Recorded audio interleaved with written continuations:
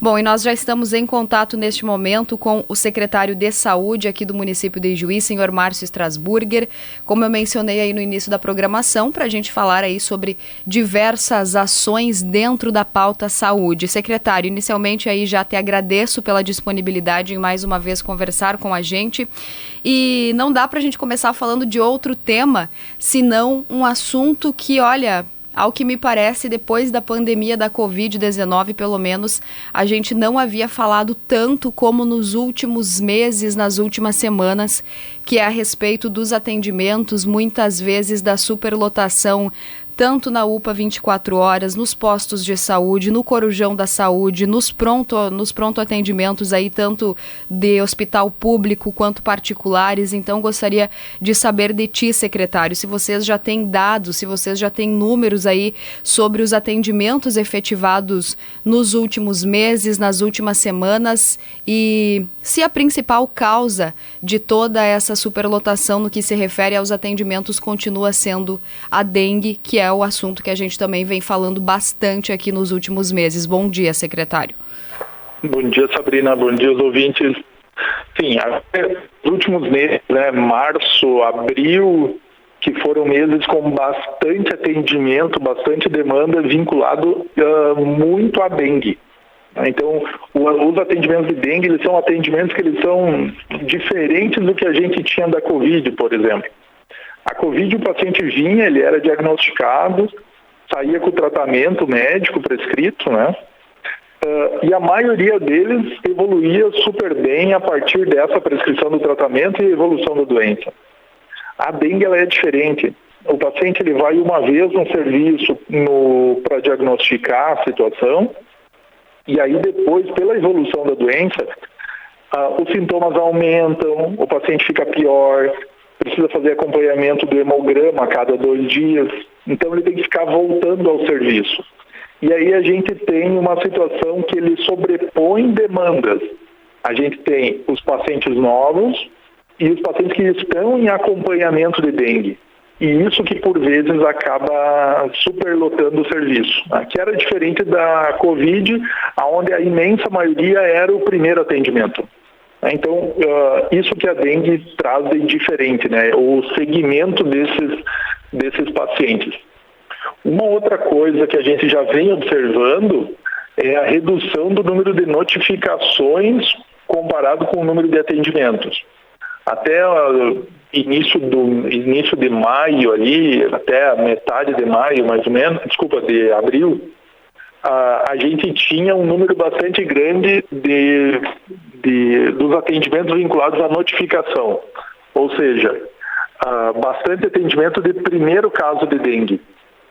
Agora, o que a gente já está percebendo é que o número de notificações está caindo, né, e o que a gente está mais atendendo são os pacientes que estão em segmento da dengue, ou seja, a gente está começando a reduzir o número de novos casos de dengue.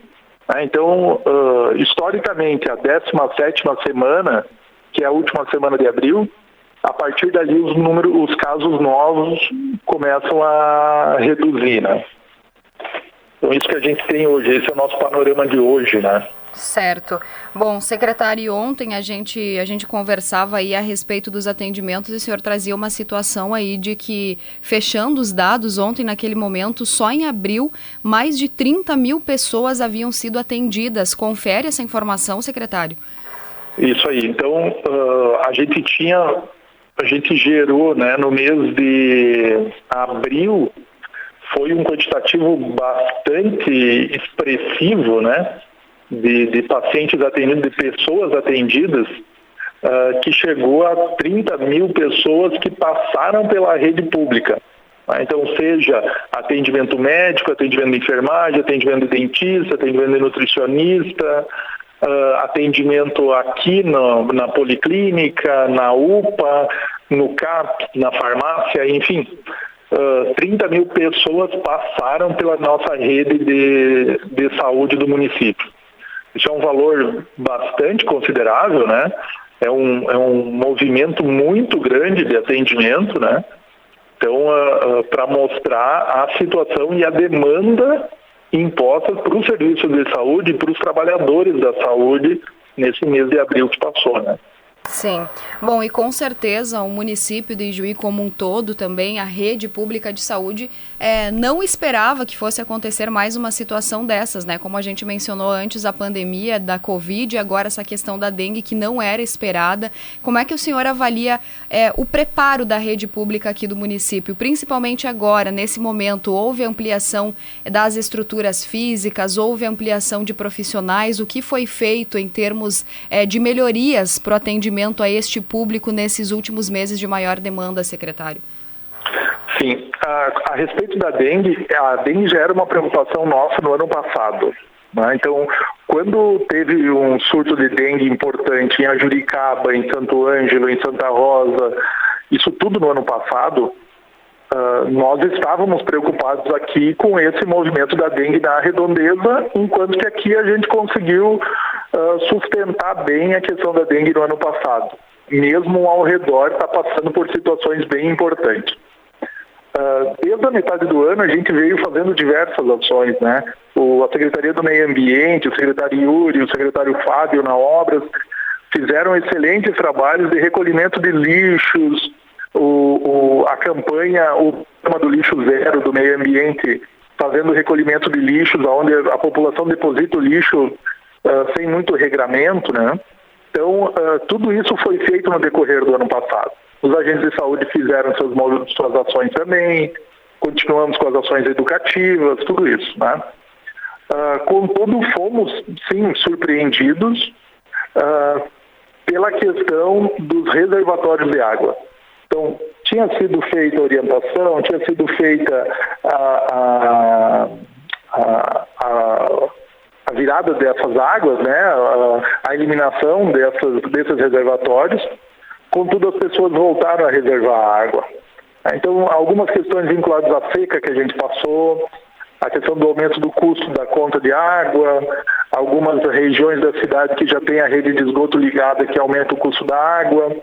Então, isso foi o que mais caracterizou esse ano, essa epidemia de dengue que tivemos aqui, que é essa questão das pessoas reservando água e reservando água sem os cuidados necessários, não? Sem clorar essa água, sem tapar esses reservatórios de água. Então, foi uma questão que nos chamou muito a atenção, essa parte dos reservatórios de água. Mesmo orientando, mesmo pedindo cuidado, mesmo implorando cuidado, né? A gente não conseguiu dar conta dessa situação, porque a gente ia numa semana, era feita a limpeza, era jogada fora a água, era orientada. Dali 3 semanas, um mês, quando se voltava na mesma casa, aquele reservatório de água estava lá. Uhum. Né? Então, isso foi um ponto bastante importante, e que esses reservatórios eles podem sim gerar um problema para um quarteirão inteiro, para uma área inteira de um bairro, né? Sim. Bom, e falando justamente da água, né, secretário? Estamos aí numa semana de muita chuva desde o início da semana, ainda a projeção de seguir até o final de semana. Isso é bom, isso é ruim para este momento no que se refere à proliferação das larvas aí do mosquito da dengue? Já aproveito também para finalizar este assunto da dengue para te questionar se a partir dessa situação gerada neste verão, vocês já pensam em ações, já elaboram ações específicas para o segundo semestre para daqui a pouco evitar essa mesma situação no próximo verão do ano que vem? Sem dúvida, né? Então vamos lá. Primeiro, essa questão da chuva, de certa forma, ela pode nos ajudar, né? Porque ela vai transbordar os reservatórios de água e boa parte das larvas que estão ali por cima, elas vão embora. Então, nesse ponto, eles nos ajudam. Lembrando que antes de iniciar esse período de chuvas, a gente passou todo aquele fumacê do estado em boa parte da cidade. Então, que também ajudou a reduzir bastante a questão dos mosquitos. Agora, não adianta a gente passar essa fase de chuva e as pessoas não irem olhar seu pátio e não eliminar os reservatórios de água, né? Então, quando terminar essa etapa de chuva agora, que semana que vem é para parar essa chuva, as pessoas sim precisam ir olhar os seus pátios e acabar com a água parada produzida por essa chuva, né? Porque senão sim, a gente vai correr o risco de ter mosquito ali se procriando de novo. Então isso é importante. Para o ano que vem, sim, a gente já tem estratégias traçadas, né? Então, a gente está revendo a questão das visitas, da identificação dos focos vermelhos, digamos assim, dos focos de maior atenção, das áreas de maior atenção dentro do território. E aí, nesses locais, ter visitas mais recorrentes. Tá? Então, isso tudo a gente já está discutindo com a vigilância epidemiológica e com a vigilância ambiental, principalmente com a ambiental, né? Além disso, a questão da gente mudar o nosso instrumento legal de multa e notificação para quem não cumprir as exigências a respeito disso. Né? Hoje a nossa lei ela é bastante burocrática, né? E ela dá bastante margem para recorrer, para não conseguir autuar a pessoa que não está respeitando o regramento. Né? Então a gente vai rever essa questão legal. E também vamos investir na questão de alguns equipamentos melhores para passar inseticida nas regiões, né? nos territórios de maior criador de mosquitos. Né? Então, além disso, ainda tem outras estratégias. Né? Temos algumas questões de uns larvicidas bioativos que são importantes também. Uma questão a respeito, saiu algumas questões de o Aedes do bem, que são alguns mosquitos geneticamente modificados que acabam interferindo na procriação deles. Então são várias frentes que a gente está prestando atenção e estamos buscando alternativas já para o ano que vem. Certo. Bom, secretário, sem dúvidas, ainda sobre a dengue teríamos muito a falar. A gente até recebe aqui questionamentos de ouvintes que eu vou encaminhar diretamente para o senhor depois, para a gente poder aproveitar o tempo para falar também, e já nos encaminhando para o final, sobre a ação que acontece amanhã. Amanhã tem uma ação bastante importante, a nível nacional, que o município de Ijuí adere, que é o dia D de vacinação contra a gripe aqui no município de Ijuí. Então, muito importante salientar, lembrar da importância das pessoas comparecerem, como que vai funcionar, quantas salas de vacina estarão abertas amanhã, secretário? Bem, todas as nossas salas de vacina estarão abertas, né? São 15 salas que estarão atendendo. Vacinação para gripe, né? A gente já vem vacinando para gripe, isso é importante salientar, e nós continuaremos vacinando para gripe. Amanhã é um dia de marco, assim, para chamar atenção, para sensibilizar as pessoas, para aqueles que trabalham durante a semana e não conseguem fazer a vacina, ter a possibilidade de vacinar amanhã. Então, as salas de vacina estarão abertas das 8 da manhã até as 5 da tarde. Também estaremos aplicando a vacina da Covid, a bivalente, né, para quem enquadra nos grupos prioritários, até para a gente ampliar a cobertura dessa vacina também, tá? Importantíssimo as pessoas irem buscar a vacina da gripe, né? E quem não atualizou seu calendário vacinal da Covid também.